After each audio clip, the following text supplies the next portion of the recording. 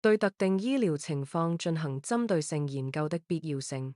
直至順勢療法被證明適用於特定臨床狀況的證據無可爭議前，順勢療法可能仍然存在爭議。在順勢療法中，有許多高品質、適當試驗物件、保密安排、隨機、安慰劑對照試驗，它們都是正面的。然而，為了給決策者提供可以確鑿證據，需要進行更多的研究。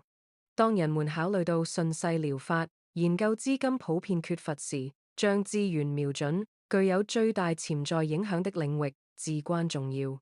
在實際意義上，這意味着針對常規治療不令人滿意的常見有效性差距醫療情況，正在顯露的觀點是，繼續對整個醫學體系進行逐點評分的試驗是毫無意義的。真正有意義的是，將我們的研究工作集中在少數最有前途的臨床領域。順勢療法研究院目前正在為一系列符合這些標準的項目提供財政或學術支援，例如專注力失調或過度活躍症 （ADHD）、抑鬱症和腸易激綜合症 （IBS）。由於上述原因，兒童耳部感染又稱急性中耳炎，是我們未來努力的另一個目標。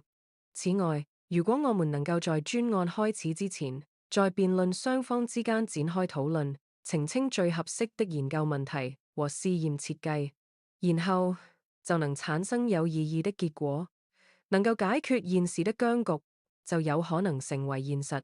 順勢療法國際標準法的開始。儘管監管合作對國家和全球市場的潛在好處是巨大的，但由於國家情況高度不同，超國家合作進展緩慢。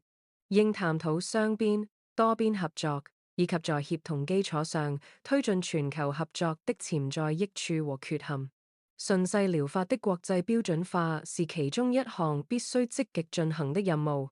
而2024年，傳統及補充醫學國際標準化聯盟的成立，正符合整體策略。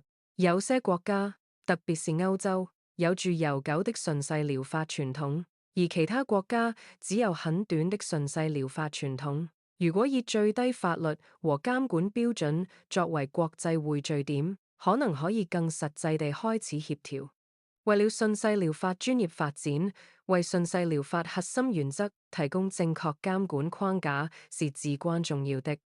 而標準化就是各地立法管理的重要基石。